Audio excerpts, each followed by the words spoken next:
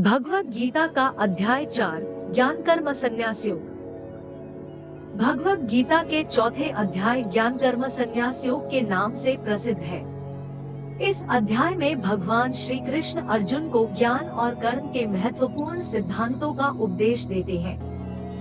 भगवान ने ज्ञान योग और कर्मयोग के विषय में शिक्षा दी, जिससे अर्जुन को अपने कर्मों को समझने और संभालने का उचित मार्ग दिखाया गया।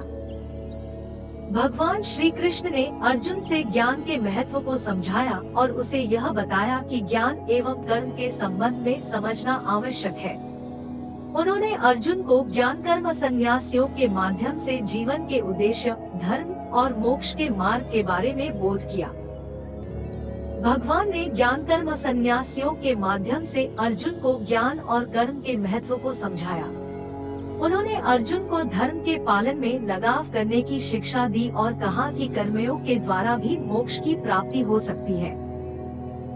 भगवान श्री कृष्ण ने ज्ञान कर्म संन्यास योग के माध्यम से अर्जुन को जीवन के उद्देश्य, धर्म और मोक्ष के मार्ग के बारे में बताया। उन्होंने अर्जुन को समझाया कि ज्ञान और कर्म के सही संयोग से ही व्यक्ति मुक्ति की प्राप्ति कर सकता है।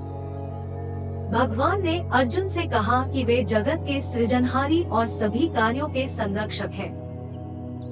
उन्होंने अर्जुन को ज्ञान और कर्म के संबंध में शिक्षा देते हुए कहा कि ज्ञान और कर्म के द्वारा ही वे अपने समर्थन करते हैं और संसार के संपूर्ण धर्मों का नाश करते हैं।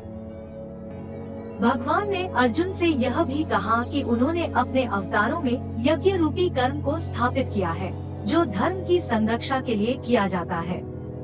उन्होंने अर्जुन को धर्म और यज्ञ के महत्व का ज्ञान दिया और उसे समझाया कि उनके द्वारा सभी लोगों का कल्याण हो सकता है।